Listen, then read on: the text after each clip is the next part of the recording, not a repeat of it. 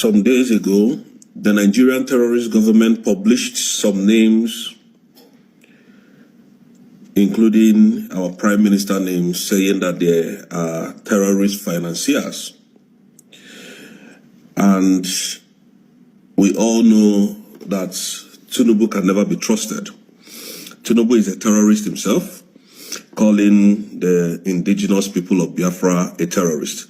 Now, I start to wonder why this wicked and vindictive heart over the Igbos.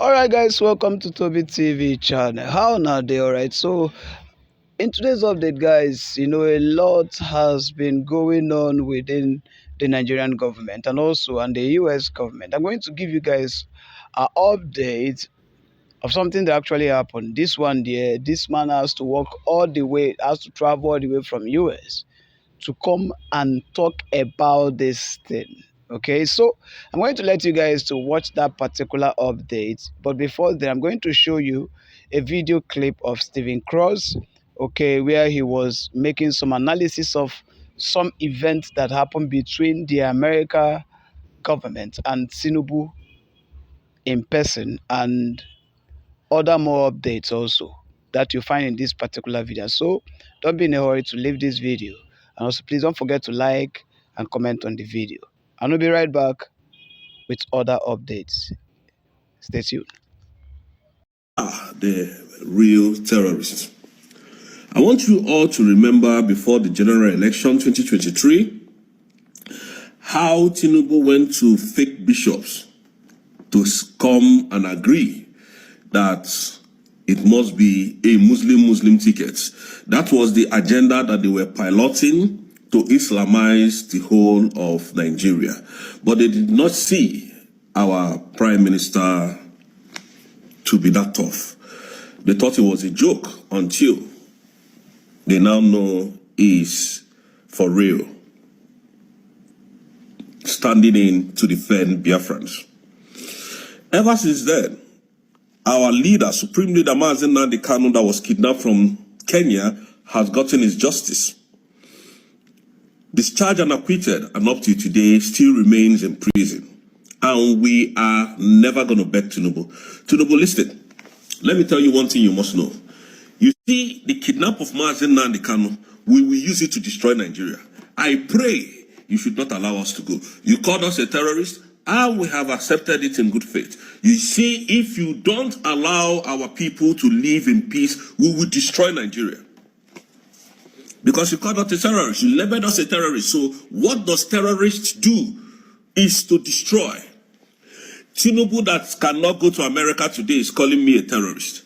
Tinubu that cannot travel to America today is calling Biafrans a terrorist. Tinubu that forfeited $450,000 in restitution of drug trafficking in Chicago cannot travel to US.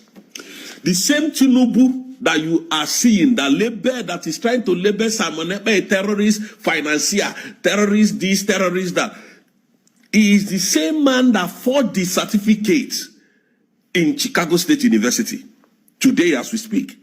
Tinubu is not a credible man. Tinubu is a terrorist and working with the terrorist state of Nigeria Vice President Shetima. All these people are terrorist financiers. And I'll give you reasons, since you want reasons. Some months ago, the Dubai listed some of terrorist financiers' name in Nigeria. And these people were taken into custody. Up to today, Nigerian terrorist government has not released those names to us. Up to today, being the 9th of March 2025, Nigerian government has not released those names to us. But you were quick to list Igbo people's name financing terrorism. How stupid this government can be. Shegumi is there negotiating with terrorists in the forest. Gumi is telling you that you should give these terrorists what they need, otherwise they will never cease fire. And none of their names has been listed out to be terrorists.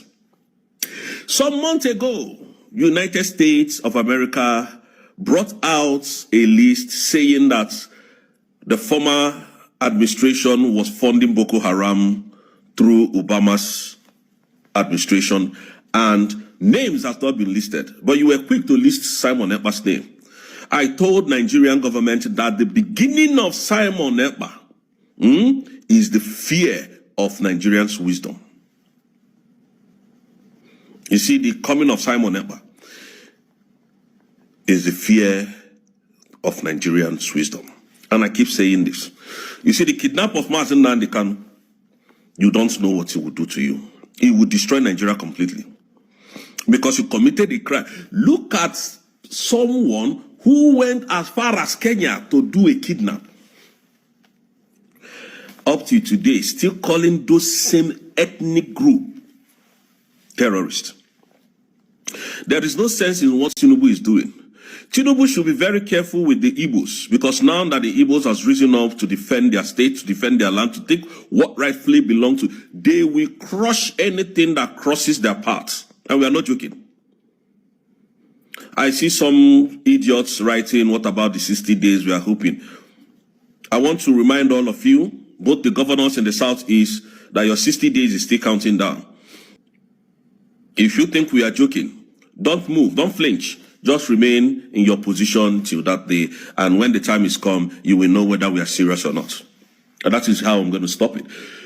Biafrans, I want you to be resolute, because we are going home this year. And that is, believe you me, we are going home this year. Whatever they are doing, Tinubu and Christopher Musa has no evidence to provide to finish authority. Because at the end of the day, Nigeria knows what is coming to them.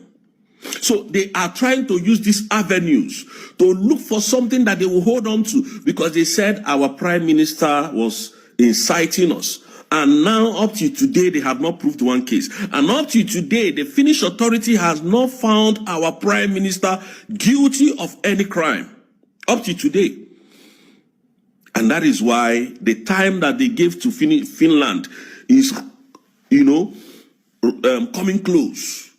It's getting nearer and nearer, and they are scared because they know that they do not have anything to offer to Finnish authority via evidence. So we are going to destroy Nigeria. It doesn't matter how it will come. And I'm saying it so that you understand where I am coming from. Nigeria will no longer breathe in 2025. This 2025, we will make sure that nothing good comes out from Nigeria. You have bent on fighting the Igbos. You are bent on calling us terrorists. People that you say that they are terrorists. Now we have got our nation.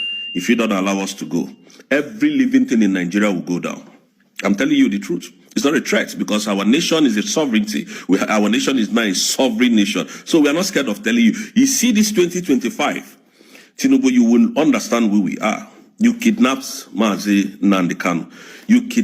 You tried to put down Mazen Simon Ekpa. But they are not down.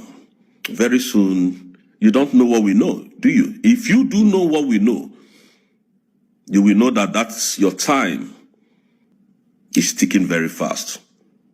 And if you don't do the needful, we will still bring you down. Illegitimate president of Nigeria, which we all know, you came through the back door. You bought your power.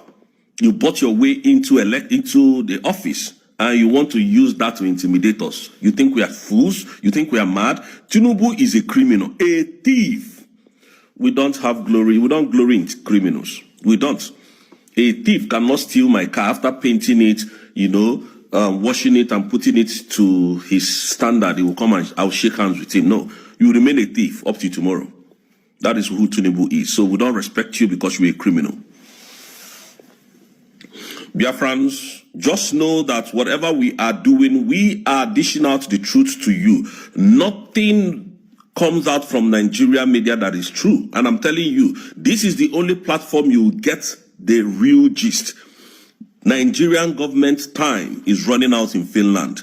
That is why you see all these their shenanigans that they did. They went to bring 17 people, including Prime Minister. Our Prime Minister does not have assets in Nigeria. Our Prime Minister does not have bank details in Nigeria. Our prime minister has no, he has no land, he has nothing, he has no property. So whatever they are saying is a lie, lies. But we are following you bomber to bomber. You can't breathe. You cannot breathe because you know Biafrans are winning. For those of you who will come to my social media handle to write rubbish, continue. You're just wasting your time because we are on top of this game. Believe that. Thank you. Barrister Emmanuel and I have been working for a number of years here in Nigeria on human rights issues, and this is a sad day, Charles, for human rights in Nigeria. Sunday Jackson, and I'm not a lawyer, I'm a human rights advocate. Sunday Jackson, by anyone's estimation, is totally innocent. And the issue where this man was out farming, minding his own business, and then the attacker came and a struggle ensued. And of course, this man is going to defend himself. That's why we call it self-defense. And yet today, we were at the Nigerian Supreme Court, and it was very brief. It was only about maybe 2 minutes long.